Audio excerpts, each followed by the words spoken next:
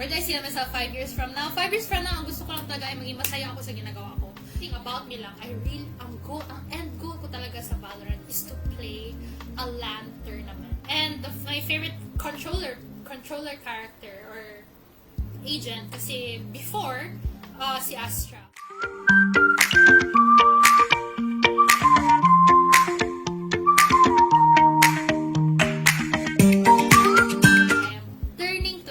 Pero malayo pa yon, mga ilang months eh, mga 5 months pa ako 22. So, I'm still 21. So, 21, I'm still young.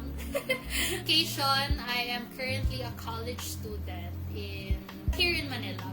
I'm currently in Manila. I'm originally from Davao City, but now I'm residing in Manila since 2022 to pursue my studies. Wow! Interview, yar, friend! Yes, I have a boyfriend. His name is Meek. He's wonderful, he's sweet, and he's watching. So, from Kuya Madge, where do you see yourself 5 years from now? Where do I see myself 5 years from now? 5 years from now, ang gusto ko lang talaga ay maging masaya ako sa ginagawa ko. So far, in engineering, I haven't been really happy. So, kaya I'm thinking of, changing my path, changing my career. So, I don't know, there are lots of uncertainties. Pero, sabi ko sa sarili ko, in the next 5 years, sana naman ay maging masaya na ako sa aking ginagawa. A favorite color ko is blue, but I'm wearing green. Pero as you can see, blue and purple and pink yung ating streaming design. Kasi blue is my favorite color. What should we expect to stream or page yo? Ano yung plans so far? Oh, Kuya Match, thank you so much for your questions. I really love them. So, since nag-start ako, and there's a reason why ang tagal-tagal kong inisip na mag-stream. I've been planning to stream since Apex days pa natin, Kuya Match. Pero sabi ko talaga, if ever man mag-start ako stream, grind talaga, and I would really be consistent. So, to answer your question, what can you expect from me sa stream or page ko? Na I'll be really consistent in streaming and giving out content. So, sa content ko, anong content ko, surprise na lang yun. Pero, there will always be content na you can look forward to. Yan! Ang ganda ng answer ko! Pero yun, going back din sa question regarding content, I would probably try to play Apex sometime soon in this stage. Kasi I stopped playing Apex from Season 7. So, parang reacting to the present season of Apex coming from a Season 7 player, coming from a veteran, no? Ibang-iba na Apex ngayon. It's harder. There are a lot of good players, pero at the same time, di ko na yung maintindihan, dami daw mga issue na parang mga bugs and stuff like that. Yeah, pero we will be playing Apex soon. I really appreciate Kuya Cubs back then kasi Diamond Shots ako kasi parang gold.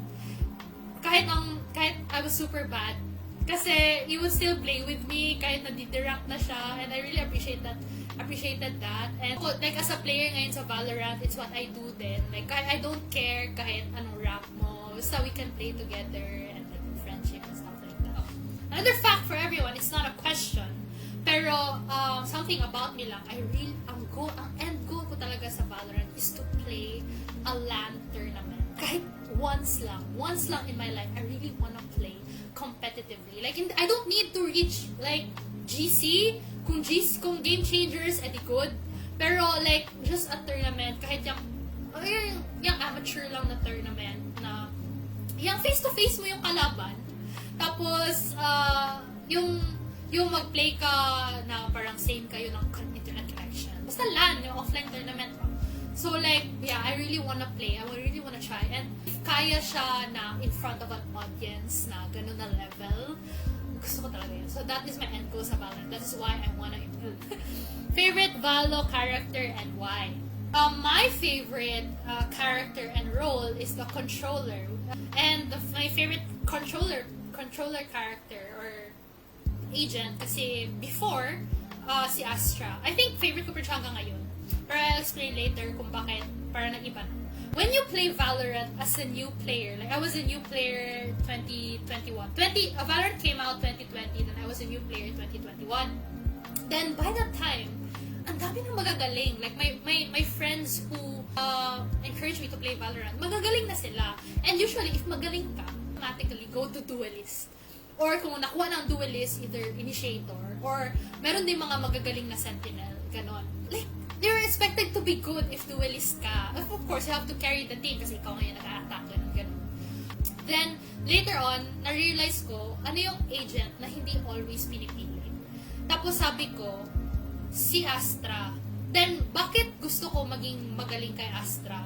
Kasi, to someone who is starting out, or to a Duelist player na Duelist lang talaga alam, or Initiator lang talaga alam, hindi talaga, they are intimidated sa pag-play ng Astra. Bakit? Kasi Astra, way back then, like, pre-nerf yung 5 pang stars niya and everything.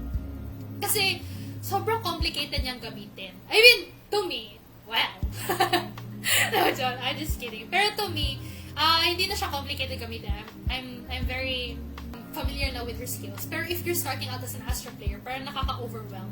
Sabi ko, gusto ko maging magaling na Astra player. Kasi yung mga Duelist, hindi nila kaya mag-Astra.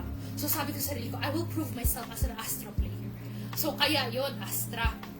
I really want to improve myself as not only a controller player, pero a flexible na player.